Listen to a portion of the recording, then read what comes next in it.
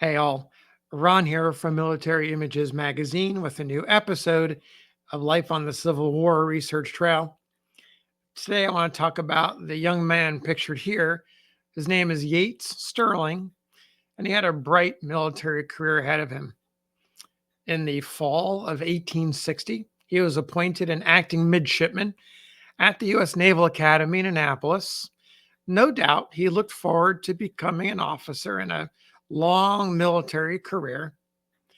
But then the Civil War began, and he returned home to Baltimore, told his family he was going to join the Confederate cause, and abruptly resigned his commission.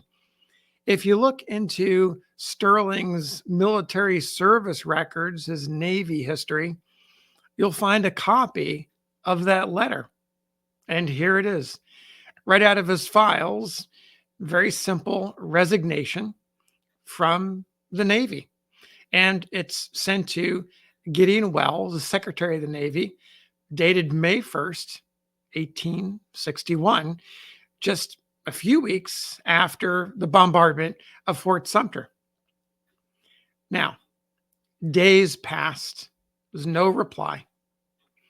Meanwhile, in the Stirling family household, some conversations were going on, some serious concern about the decision made by young Yates. As a result, two of his older brothers traveled from Baltimore to Washington, D.C. to make a case to plead Stirling's case to the secretary.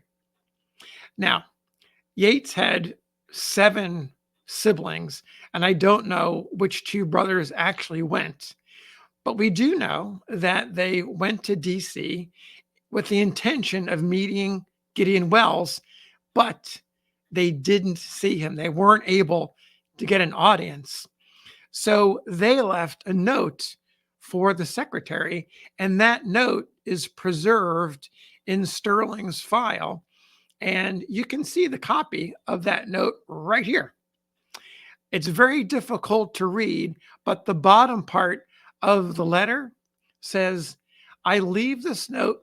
Must be one of the brothers writing, says, I leave this note to tell you very earnestly to allow the young man whose friends are very anxious to keep him at this time under the flag of the country to withdraw the resignation, considering it not sent, and order him to report to the school. An early action would very much oblige myself and my brother, who feel deeply on the subject of his loyalty to the country. You'll see that's dated, I believe, May 6th. So you've got Stirling, the brothers trying to get this resignation overturned. And guess what? It worked. Secretary Gideon Welles was rewarded for his action. In fact, there's no mention of it in the official records. If you go into the rest of Stirling's file, you'll find a very methodical accounting, not month by month, but every couple of months, regular updates, all the benchmarks of his career. And it was a long career. No mention of the letter or the hastily written note by the brothers when they visited the Navy Department in Washington, D.C. on that May day in 1861.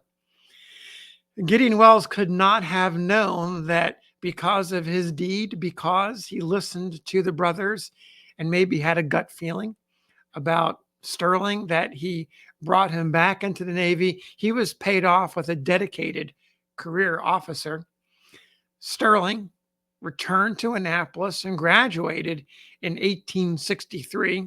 He was promoted to ensign and served the rest of the war, first in the North Atlantic blockading squadron, then the James River in Virginia, and finally the momentous battles of Fort Fisher that ended with the loss of Wilmington, North Carolina, the last operational Confederate port along the Atlantic coast. It gets better.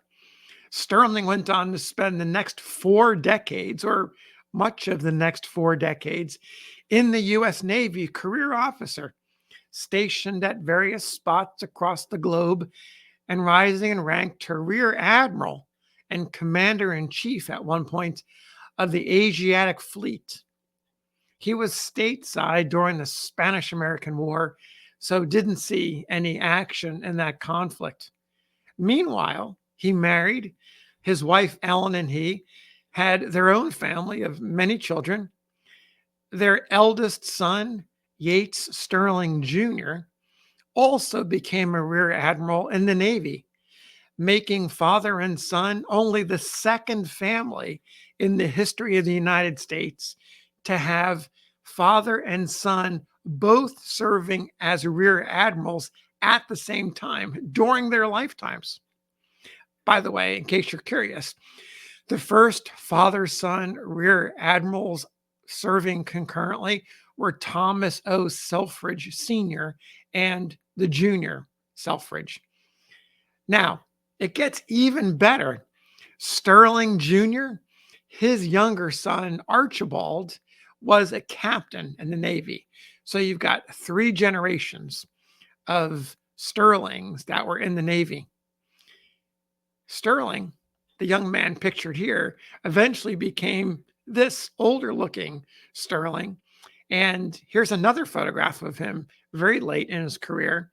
He retired from the Navy. It was a mandatory retirement at age 62 in 1905. He lived on until 1929, dying at age 85 after a long, long career in the Navy and being the father of a rear admiral and the grandfather of a captain in the Navy. In fact, Stirling's remains rest with his wife Ellen in Arlington National Cemetery. So thanks for listening to today's episode of Life on the Civil War Research Trail. We'll see you again.